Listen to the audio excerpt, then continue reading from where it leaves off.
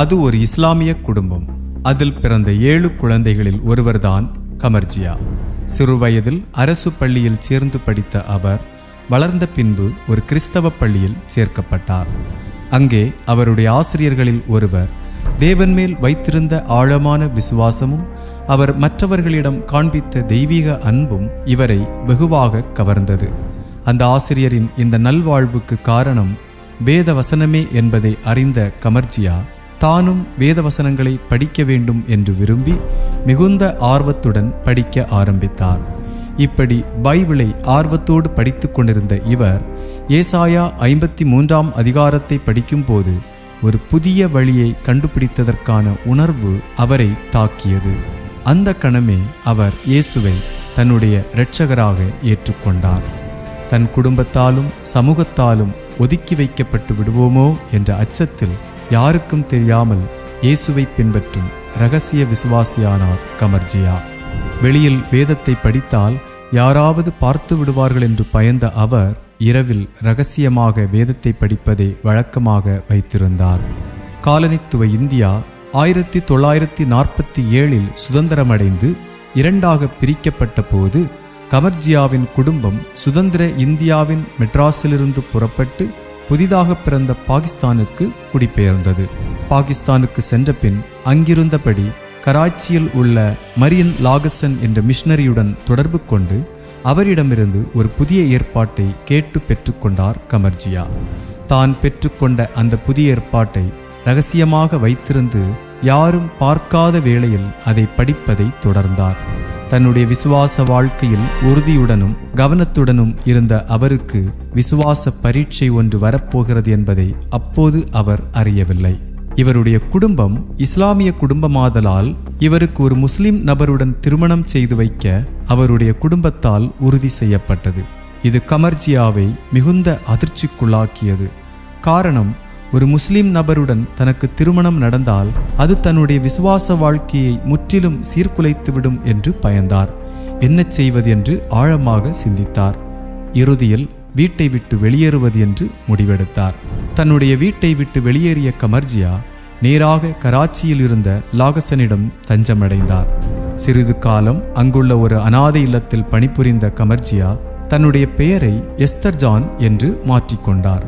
வீட்டை விட்டு வெளியேறிய கமர்ஜியாவை அவருடைய குடும்பம் விடுவதாக இல்லை. அவரை வீட்டுக்கு திரும்ப கொண்டு வரவும் திருமணம் செய்து வைக்கவும் முயற்சித்தார்கள். ஆனால் கமர்ஜியா என்ற எஸ்தர் ஜான் சாகிவாலுக்கு வடக்கே ரயில் ஏறினார். அங்கே ஒரு மிஷன் மருத்துவமனையில் தங்கியிருந்து பணிபுரிந்தார்.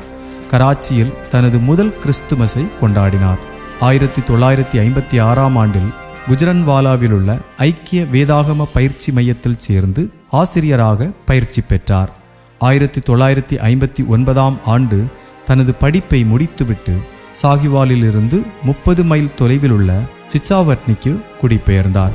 அங்கே அமெரிக்க பிரெஸ்பிட்டேரியன் மிஷனரிகளுடன் தங்கியிருந்து ஊழியம் செய்தார். தனது வாழ்நாள் முழுவதும் சிச்சாவர்னியை சுற்றியுள்ள கிராமங்களில் சுவிசேஷம் அறிவிப்பதிலேயே பிரயாசப்பட்டார். கிராமங்கள் தோறும் சைக்கிளில் பயணம் செய்து சுவிசேஷத்தை தைரியமாய் பிரசங்கித்தார். அங்குள்ள பெண்களுக்கு எழுதவும் படிக்கவும் கற்றுக் கொடுத்தார். பருத்தி வயலில் வேலை செய்யும் பெண்களுக்கு அவர்கள் வேலையில் மிகவும் உதவியாயிருந்தார். ஆகவே உள்ளூரில் மிகவும் பிரபலமானவராக அறியப்பட்டார். சில நேரங்களில் தூரத்தில் இருந்த அவருடைய குடும்பத்துடனான உறவு அவருக்கு அமைதியாக தோன்றியது. பல நேரங்களில் ஒருவித பதற்றத்தை உருவாக்கி கொண்டிருந்தது. ஆயினும் கர்த்தருடைய ஊழியத்திலிருந்து அவர் பின்வாங்காமல் தொடர்ந்து உற்சாகமாய் ஓடிக்கொண்டிருந்தார். ஆனால் அது நெடுநாட்கள் நீடிக்கப் போவதில்லை என்பதை அந்த நேரத்தில் எஸ்தர் ஜான் அறியவில்லை. 1960ஆம் ஆண்டு பிப்ரவரி மாதம் 2ஆம் நாள் சிச்சாவர்னியில் தான் வசித்து வந்த வீட்டிலேயே எஸ்தர் ஜான் கொடூரமாக கொலை செய்யப்பட்டு கிடந்தார். அவருடைய மரணம் ஒரு பெரிய மர்மமாகவே மாறியது. யார் அவரை கொலை செய்தது, எதற்காக கொலை செய்யப்பட்டார் என்று பல கேள்விகள் எழுந்தன. சுவிசேஷத்து நிமித்தம் அவர் கொலை செய்யப்பட்டிருக்கலாம் என்றும், இயேசுவை ஏற்றுக்கொண்டது நிமித்தம் அவருடைய குடும்பத்தினரே அவரை கொன்றிருக்கலாம் என்றும் பல கருத்துக்கள் எழுந்தன. எப்படியாயினும் அவருடைய மரணம் மிஷனரி சமூகத்திற்கு மிகப்பெரிய இழப்பானது.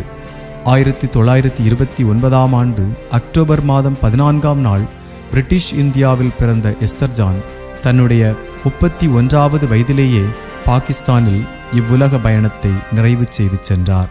அவருடைய உடல் சாகிவாலில் உள்ள கிறிஸ்தவ கல்லறை தோட்டத்திற்கு கொண்டு செல்லப்பட்டு அங்கே அடக்கம் செய்யப்பட்டது.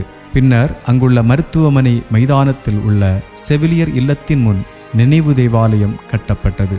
எஸ்தர்ஜானின் தைரியம் மற்றும் அர்ப்பணிப்புக்காக அவருடைய விசுவாச வாழ்க்கையும் அவர் செய்த சுவிசேஷ பணியும் இன்றும் அநேகரால் நினைவு கூறப்பட்டு கொண்டாடப்படுகிறது. துன்பங்களை எதிர்கொள்வதில் விசுவாசம் மற்றும் பொறுமையின் அடையாளமாக இவர் அடிக்கடி குறிப்பிடப்படுகிறார். இவர் 20ஆம் நூற்றாண்டின் அறியப்பட்ட 10 இரத்த சாட்சிகளில் ஒருவரானார். இவருடைய வாழ்க்கையும் ஊழியமும் தெற்காசியாவில் கிறிஸ்தவ மிஷனரி பணிகளில் குறிப்பிடத்தக்க தாக்கத்தை ஏற்படுத்தியது.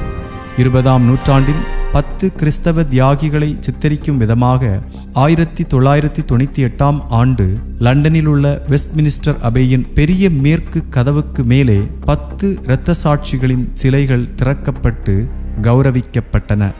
இதில் எஸ்தர்ஜானும் ஒருவர். எஸ்தர்ஜானின் அர்ப்பணிப்பும் பல்வேறு கலாச்சார மற்றும் மத பின்னணியில் உள்ள மக்களுடன் அவருடைய தொடர்பு கொள்ளும் திறனும் சிறப்பானவை. மிஷனரி பணிகளில் அவர் மேற்கொண்ட முயற்சிகள் கிறிஸ்தவ சமூகங்களை நிறுவுவதில் முக்கிய பங்கு வகித்தன.